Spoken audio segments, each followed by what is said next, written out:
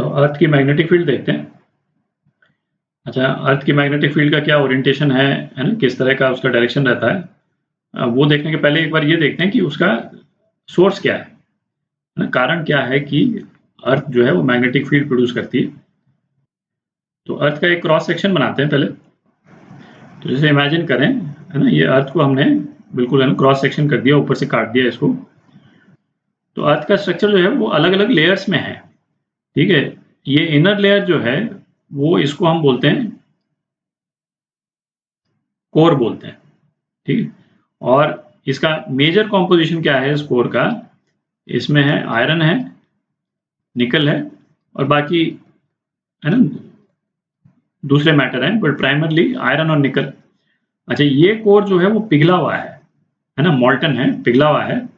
और इसके अंदर एक इनर कोर रहता है जिसमें प्रेशर चूंकि इतना ज़्यादा होता है कि ये वाला पोर्शन जो है वो सॉलिड होता है। जो बिल्कुल इनर कोर है वो सॉलिड है, और ये प्राइमरली आयरन है। ठीक है, तो अर्थ का स्ट्रक्चर जो है वो रफली इस तरह का होता है। ये लाल वाला जो पोर्शन है ना, पिघला हुआ है, ऑब्वियसली इसका टेम्परेचर जो है वो काफ़ी ज़्यादा है। अच्छा, इसके साइज का एक आइडिया यदि हम ले लें तो ये लाल वाला पोर्शन है, ये करीब मार्स के रेडियस के बराबर होता है ना, तो काफ़ी बड़ा पोर्शन है ये अर्थ सरफेस का। इसका रेडियस यदि हम लें तो करीब अप्रॉक्सीमेटली 3400 किलोमीटर हो जाता है। ठीक है, और अर्थ का रेडियस तो आपको मालूम होगा, अर्थ का रेडियस जो है वो करीब 6400 किलोमीटर है। तो उसमें से 3400 किलोमीटर जो है वो इस कोर का ही हो गया। ठीक है, और ये पूरा पिघला हुआ है। तो अब क्या है, अच्छा ये भी हमको मालूम है कि अर्थ जो है वो अपने एक्सिस पे, सपोज ये एक्सिस है अर्थ का, तो अर्थ इस तरह से रोटेट करती। ठीक है, और ये पिघला हुआ है, तो उसके कारण इस पिघले वाले पोर्शन में है ना करंट्स एस्टैब्लिश होते हैं। तो ये पूरा मटेरियल जो है ना, आप इमेजिन कर सकते हैं, मतलब इस तरह से जो है वो सर्कल्स में जो है वो इस तरह से फ्लो करेगा। ठीक है, जरूरी नहीं है इतना नीट सर्कल्स जो मैंने बनाया है ना, ये छोटे छोटे इस तरह के माइनर सर्कल्स भी हो सकते हैं, पर मॉल्टन मटेरियल है तो इस तरह से ये फ्लो करता है। और मॉल्टन मटेरियल है तो आयोनाइज फॉर्म में भी है। ठीक है, आयोनाइज फॉर्म का मतलब हो गया कि जो आयरन है या निकल है उसके इलेक्ट्रॉन्स जो हैं वो फ्री इलेक्ट्रॉन्स हो जाते हैं। तो आप इमेजिन कर सकते हैं कि इतने बड़े स्केल पे है ना एक चार्ज्ड मटेरियल जो है वो इस तरह से घूम रहा है। ठीक है, तो इस मूवमेंट को हम एक करंट लूप की तरह इमेजिन कर सकते हैं। ठीक है, ये करंट लूप की तरह आप इमेजिन कर सकते हैं इसको, और है ना इस तरह से करंट फ्लो करता है, तो ये डायपोल की तरह एक्ट करता है। और डायपोल की मैग्नेटिक फील्ड जो है वो किस तरह से रहती है ना, वो अपने को मालूम है। इस तरह का फील्ड का डायरेक्शन रहता है। तो अर्थ के केस में भी यदि हम फील्ड बनाएंगे तो कुछ इस टाइप से बनेगी। तो मैग्नेटिक फील्ड का ये शेप हो जाता है। ठीक है, इसका डायरेक्शन अभी देखते हैं। तो हम इमेजिन कर सकते हैं अर्थ को, वो एक है ना बड़े से बार मैग्नेट की तरह काम करती है। ठीक है, जैसे इस तरह से। तो यहाँ पे हमने एक बार मैग्नेट बना दी। तो अर्थ जो है इस तरह से एक जायंट बार मैग्नेट की तरह काम करती है। अच्छा, इसमें इंटरेस्टिंग पार्ट क्या है कि जो बार मैग्नेट का जो नॉर्थ है, मैग्नेटिक नॉर्थ है, वो अर्थ के जोग्राफिकल साउथ के साथ में अलाइंड होता है। ठीक है, और जो बार मैग्नेट का जो मैग्नेटिक साउथ है वो जोग्राफिकल नॉर्थ जो है अर्थ का उसकी तरफ अलाइंड होता है। तो इसका मतलब ये हो गया कि मैग्नेटिक फील्ड लाइंस का जो डायरेक्शन है अर्थ का वो ये होता है। ठीक है,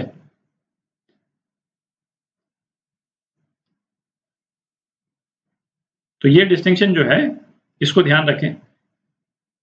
ठीक। अच्छा, दूसरी इंटरेस्टिंग बात क्या है इसमें कि ये बार मैग्नेट जो है वो जो जोग्राफिकल नॉर्थ और साउथ है अर्थ का उसके साथ में एग्जैक्टली अलाइन नहीं है ना, इन दोनों के बीच में एक एंगल रहता है। तो ये बार मैग्नेट कुछ इस टाइप से अलाइंड है, और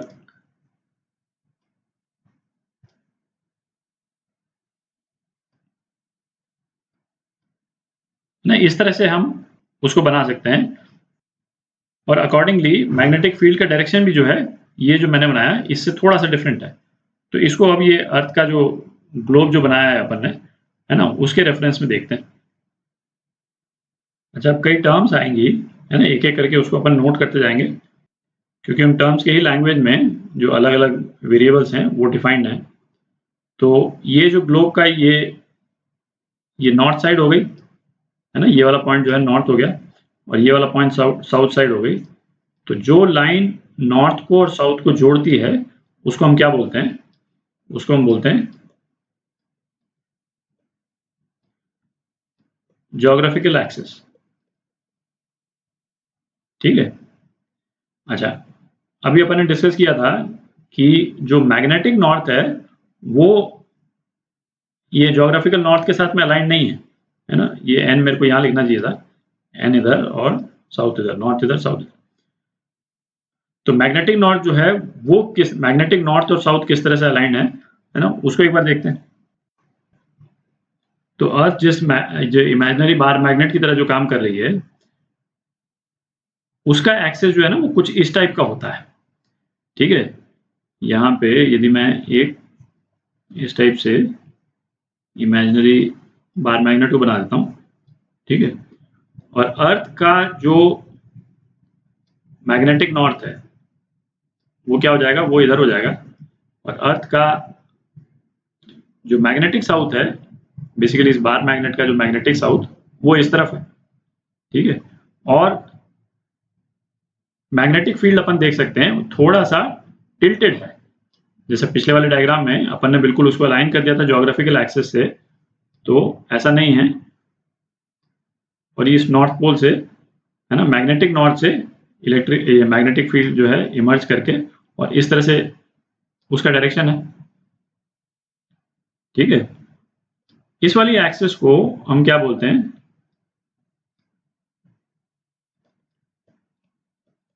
मैग्नेटिक एक्सिस। ठीक है, ये ज्योग्राफिकल एक्सिस हो गई, और जिस तरह से बार मैग्नेट अलाइंड है उसको हम बोलते हैं मैग्नेटिक एक्सिस। ठीक है। अच्छा, इस अर्थ को यदि हम ऊपर के डायरेक्शन से देखते हैं, है ना, यहाँ से यदि स्पेस से हम देख रहे हैं नॉर्थ पोल की तरफ, तो ये बनाया मैंने, है ना, इसको ज्योग्राफिकल नॉर्थ यदि मैं बोल दूं, ज्योग्राफिकल नॉर्थ। ठीक है, तो ये जो मैग्नेटिक साउथ है जिसको लाल से मैंने बनाया यहाँ पे, वो इसके बगल में कोई पॉइंट होगा। ठीक है, ये पॉइंट एक्चुअल में कहीं पे नदर्न कनाडा में है। ठीक है, जो आज की तारीख में ये, अच्छा दूसरा है कि ये पॉइंट वेरी करता रहता है, वो दैट्स अ सेपरेट इशू, है ना, मतलब हजारों साल लगते हैं उसको वेरी करने में, बट वेरी करता रहता है। जो मैग्नेटिक साउथ और मैग्नेटिक नॉर्थ की पोजीशन जो है वो वेरी करती रहती है। पर अभी जो है वो जो मैग्नेटिक साउथ है वो कनाडा में कहीं पे है ना, नॉर्थ कनाडा में कहीं पे है। तो ये दो पॉइंट अपन ने बना दिए। अच्छा, अब दो तीन टर्म्स डिफाइन करते हैं जरा। अच्छा, अर्थ के मैग्नेटिक फील्ड के कंटेक्स्ट में, है ना, एक इंपॉर्टेंट वेरिएबल क्या है, एंगल ऑफ डेक्लिनेशन, है ना, ये अपने को डिफाइन करना। तो इसको डिफाइन करने के लिए, है ना, ये दो टर्म्स अपने को समझना जरूरी है, ज्योग्राफिकल मेरिडियन और मैग्नेटिक मेरिडियन। तो ज्योग्राफिकल मेरिडियन क्या है, a plane perpendicular to earth surface and passing through the geographical axis. Geographical axis तो अभी अपन ने बनाई, ये येलो वाली लाइन। ठीक है, अब सपोज मैं कोई भी एक पॉइंट ले लूं अर्थ पे, सपोज कोई तीसरा पॉइंट में ले लूं यहाँ पे। ठीक है, और मतलब अर्थ यदि कोई एक राउंड सी बॉल होती या कोई ऑरेंज होता, है ना, तो ऊपर से यदि एक स्लाइस हम काट दें, ठीक है, आधे में हम इसको काट दें, तो वो स्लाइस कुछ इस तरह से जाएगी, है ना, इन तीनों पॉइंट्स को कनेक्ट करती हुई। यदि हम अर्थ को आधा काट दें बेसिकली ऊपर से, ठीक है, तो कुछ इस टाइप का नजर आएगा। स्लाइस जो है कुछ इस टाइप की कट जाएगी, ठीक है ना, इमेजिन कर सकते हैं आप इसको इस टाइप से।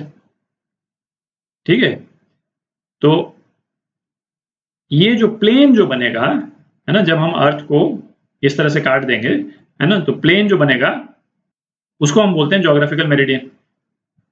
ठीक है, अच्छा ऊपर से यदि हम देखें तो ये वाला पॉइंट, जैसे ये पॉइंट है, वो सपोज ये वाला पॉइंट है, ठीक है, और अपन ने अर्थ को जो है वो ऊपर से काट दिया, ठीक है, तो अर्थ के बेसिकली मतलब दो पार्ट हो गए, ऊपर से काट दिया, तो ये जो क्रॉस सेक्शन जो बनेगा, मैं डॉटेड लाइन से बना देता हूँ, है ना, वो कुछ इस टाइप का बनेगा।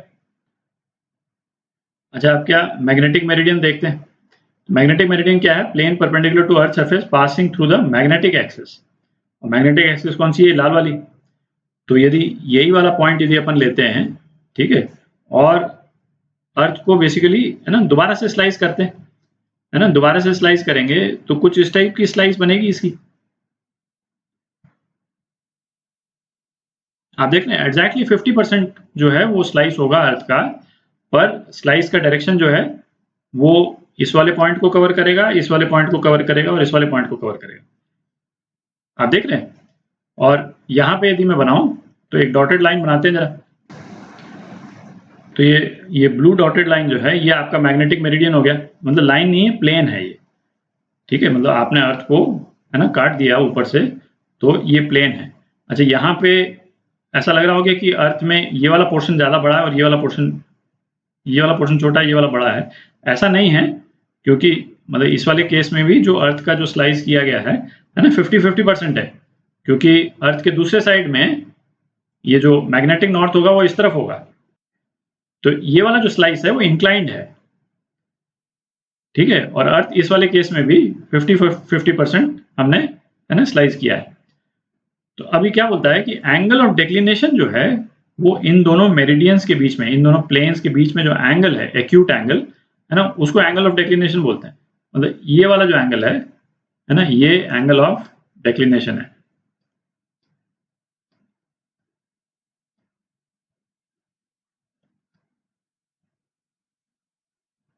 ठीक है, और ये एंगल होता है करीब 11%, है ना, 11 या 11.5%, ठीक है। इस एंगल के अप्रॉक्सीमेट वैल्यू जो है वो 11 या 11.5% है, ठीक है। अच्छा, दूसरा जो वेरिएबल है वो है एंगल ऑफ डेप्थ, ठीक है। ये जैसे angle of declination, angle of depth जो अभी अपन डिस्कस करेंगे, है ना, ये सब वेरिएबल्स हैं जिससे हम किसी भी एक पर्टिकुलर पॉइंट पे अर्थ की मैग्नेटिक फील्ड को डिस्क्राइब कर सकें, ठीक है, तो उसके लिए यूज होते हैं। तो एंगल ऑफ डेप्थ देखते हैं, ये क्या है? Angle between the direction of magnetic field at any point on earth surface and the horizontal, ठीक है। क्या मतलब निकला?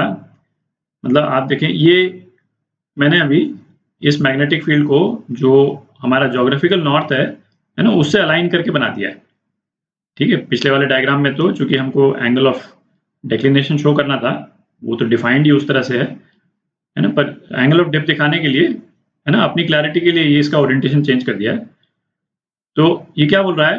Direction of magnetic field and horizontal, मतलब अर्थ का सरफेस।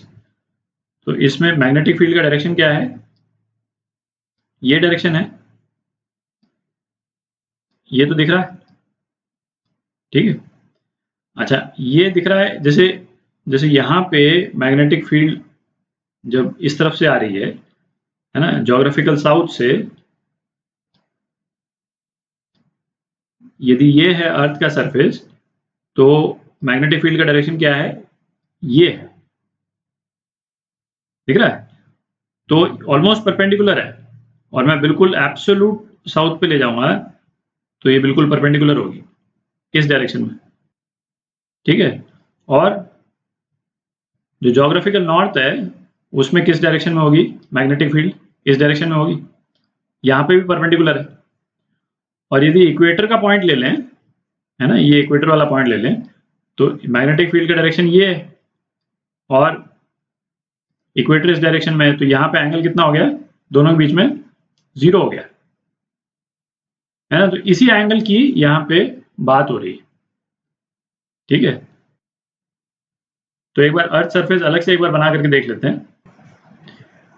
तो सपोज ये अपन ने अर्थ का सरफेस बना लिया, ठीक है, ये है आपका अर्थ सरफेस, ठीक है। अब इक्वेटर पे जो डायरेक्शन ऑफ मैग्नेटिक फील्ड है वो अर्थ के सरफेस के बिल्कुल पैरेलल है, ठीक है। तो ये वाला पॉइंट तो हो गया इक्वेटर, ठीक है। अब ज्योग्राफिकल नॉर्थ में, है ना, ज्योग्राफिकल नॉर्थ मतलब ये वाला पॉइंट हो गया।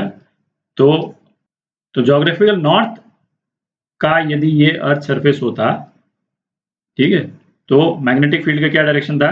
मैग्नेटिक फील्ड का ये डायरेक्शन होता है, ठीक है। तो ये क्या है? Magnetic field eight geographical north, या मैं नॉर्थ पोल बोल देता हूं, नॉर्थ पोल, ठीक है। तो एंगल ऑफ डिप क्या है? यदि अर्थ के सरफेस के नीचे के डायरेक्शन में है तो ये पॉजिटिव है। ये जो सेकंड लाइन है वो ये बोल रहा है angle of dip is positive if the angle made is below horizontal. तो ये बिलो हॉरिजॉन्टल है, तो नॉर्थ पोल पे एंगल ऑफ डिप कितना है? 90 डिग्रीज, है ना, प्लस 90 डिग्रीज। अच्छा, और साउथ पोल पे क्या है? साउथ पोल पे मैग्नेटिक फील्ड अर्थ के सरफेस से बाहर आता हुआ नजर आ रहा है, ठीक है। तो बाहर आता हुआ नजर आ रहा है, तो कोई भी जना यदि मतलब, क्योंकि भाई हम तो इस तरह से खड़े हैं ना सरफेस पे, हम तो इसी तरह से खड़े हैं, यहाँ पे हम तो इस तरह से खड़े होंगे, ठीक है। हम तो यहाँ पे वैसे मतलब उल्टे दिख रहे हैं, बट ग्रेविटी के पॉइंट ऑफ व्यू से इस तरह से अपन खड़े हैं, और यहाँ पे इस तरह से खड़े हैं, ठीक है, और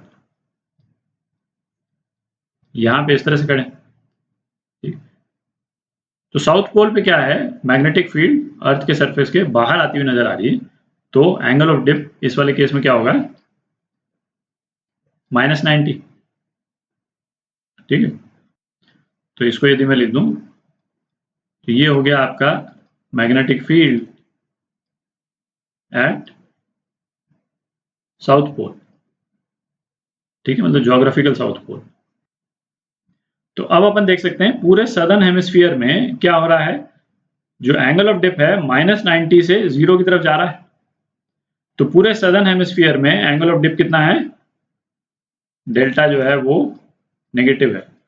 एंगल ऑफ डिप को इस तरह से डेल्टा वाले टर्म से डिनोट होता है, ये नेगेटिव है। और पूरे नॉर्दर्न हेमिस्फीयर में एंगल ऑफ डिप क्या है? पॉजिटिव है, ठीक है। दूसरी टर्म जो यूज हो रही है मैग्नेटिक इंक्लिनेशन, है ना, ये एंगल ऑफ डिप का बिल्कुल रिवर्स है, ठीक है। यहाँ पे जो बोल रहा है ना, angle between the direction of magnetic field at any point of earth surface, ये तो ठीक है, ये सेंटेंस तो एंगल इंक्लिनेशन के लिए भी रहेगा। और दूसरा angle of dip is positive, है ना। अब इसमें ये पॉजिटिव की जगह नेगेटिव हो जाएगा, है ना। The angle of magnetic inclination is negative if angle is below horizontal. Basically angle of dip का बिल्कुल रिवर्स है, ठीक है। बट जनरली हम एंगल ऑफ डिप ही यूज करते हैं, ठीक है। तो उसका जो यूजेज है और उसका डायरेक्शन हम इस तरह से पता करते हैं, ठीक है। तो जैसे किसी भी डिस्कशन में, क्वेश्चन में या कहीं पे भी यदि ये डिस्क्राइब किया हुआ होगा कि एंगल ऑफ डिप जो है वो नेगेटिव है, ठीक है, तो हम वैसे ही बोल सकते हैं कि वो जो भी लोकेशन है वो सदर्न हेमिस्फीयर में है, ठीक है। और यदि हम बोलें कि एंगल ऑफ डिप पॉजिटिव है, इसका मतलब वो सारी लोकेशन जो है वो नॉर्दर्न हेमिस्फीयर में है, ठीक है। इतना हमको आइडिया लग जाता है उससे। अच्छा, दूसरा है जो मैग्नेटिक कंपास है। मैग्नेटिक कंपास बेसिकली एक बार मैग्नेट है, ठीक है। और बार मैग्नेट जो है वो एक्सटर्नल मैग्नेटिक फील्ड के साथ में अलाइन हो जाती है, ठीक है। तो यदि हम इसको मैग्नेटिक कंपास की नीडल मान लेते हैं, ये नॉर्थ हो गया उसका और ये साउथ हो गया, ठीक है। तो ये मैग्नेटिक फील्ड के साथ में अलाइन होगी, है। और जो अर्थ की बार मैग्नेट है, ये उसका मैग्नेटिक साउथ है और ये उसका मैग्नेटिक नॉर्थ है, ठीक है। ये तो आपको क्लियर है।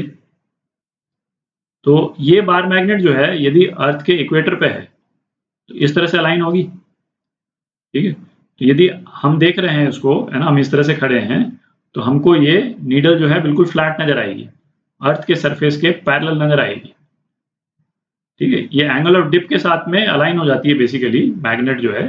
तो इसका मतलब ये हुआ कि यदि हम नॉर्थ पोल चले गए, तो बार मैग्नेट का डायरेक्शन क्या हो जाएगा? जो कंपास की जो नीडल है उसको यदि हम वर्टिकली होल्ड करेंगे तो वो वर्टिकली होल्ड करने पे नीचे की तरफ पॉइंट आउट करेगी, ठीक है, मतलब बेसिकली वर्टिकल हो जाएगी। हम इस तरह से खड़े हैं तो ये हम जिस तरह से खड़े हैं उसी तरह से है ना हमारे लेंथ के अलॉन्ग अलाइन हो जाएगी। ठीक है, और यदि हम साउथ पोल पे जाते हैं तो बार मैग्नेट जो है वो इस तरह से अलाइन हो जाएगी। यहाँ पे ये हमारे पाँव की तरफ पॉइंट कर रही है और यहाँ पे हमारे सर की तरफ मतलब ऊपर के डायरेक्शन में अर्थ के सरफेस के दूर पॉइंट करेगी। ठीक है, तो डायरेक्शन ऑफ बार मैग्नेट जो है या डायरेक्शन ऑफ मैग्नेटिक कंपास है ना, वो भी क्लियर रहना चाहिए कि किस डायरेक्शन में पॉइंट करेगा।